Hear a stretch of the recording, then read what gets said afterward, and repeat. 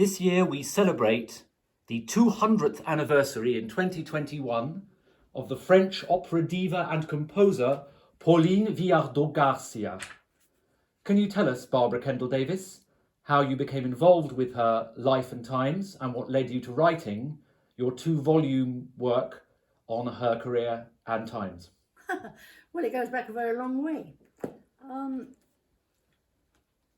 I had become interested in Chopin and George Sand, and in 1960 I was on a press flight to Mallorca, and we went to visit the monastery of Valdemossa, where Sand and Chopin had spent a holiday in 1838.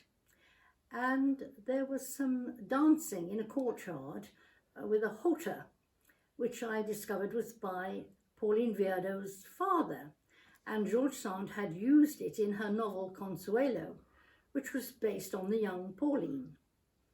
And that really set some seeds. But it was in 1964, the year after I married baritone Christopher Davies, that he came home with a new book about Viardot and her lifelong friend Turgenev, and that was called The Price of Genius, and that was by April Fitzlyon. And we were both very taken with these particular characters, and we always collected research material about singers who had lived before the days of the gramophone, because we enjoyed trying to put into our heads the sort of sounds they would have made. Anyway, it was then in 1989 that Gillian Skerry, my long-standing pianist and friend, and I were in France together, and we decided to see if we could find the Château de Nantes, where George Sand and Chopin had spent so much time, because that was her family country home. And again, it was something quite magical. We found Nantes and visited, and there were no tourists around. It was just as if the family had gone out for a walk and would be coming back again. Some years later we returned, but there were a few more tourists around then. So we were on our way, another time, we were on our way to Paris, and we passed by a place called Bougival, and that rang a bell with me. So we stopped and made some inquiries, and they said, oh, Madame Viardot had an estate just up the road called Les Fresnes, and her husband and herself bought the estate in 1875 with the Russian writer Ivan Turgenev.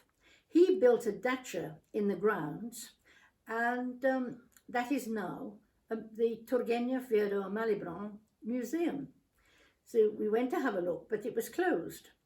The following year, I went back with my husband, and the museum was open, and so we went in and talked to the curator, Dr. Alexander Zwigulski.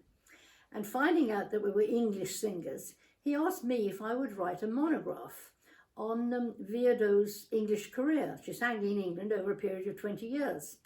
I agreed, but when I came home, I found there was very little about her in English other than the Fitzlyon book. But as she was a Russian scholar, she dealt very much with the Russian aspect of Viardot's career.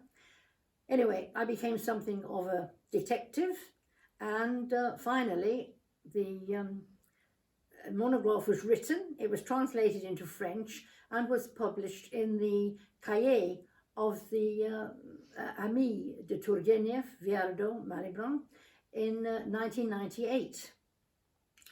And after that, I received letters from various sources, particularly Patrick Waddington, the Turgenev scholar, and in New Zealand, and Nicholas de Coulin in Canada.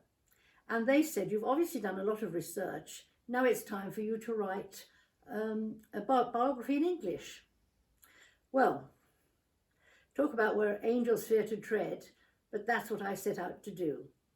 And finally, it was initially published in 2003, but straight after there was a revised new edition in 2004 by Cambridge Scholars Press. I then had a big gap between the first and second volume because I was busy as a singer and broadcaster, painter, writing articles, all sorts of things. And then the Cambridge Scholars Publishing, who'd taken over the press, wrote to say people were asking where was the second volume. So finally I settled down to that, and that was published in 2012. And now, of course, it's Viardot's 200th anniversary of her birth, and by this time a lot more interest has come about because of my, what they call seminal book. Other scholars have taken up the theme, and Carol Russell Law across the Atlantic did a lot of work editing the songs that she began to collect. I also came across quite a few original songs in Paris, and gradually Viardot has started to come into the public once more. In 2010, I was asked to go to Bougival and present a recital of her songs and those of her eminent colleagues and friends, such as Clara Schumann, Franz Liszt, Brahms, and various others. And my friend who had been with me at Guildhall many years ago, Charles Robin Broad, the singer, composer, instrumentalist, came over from Germany to play for me at Bougival.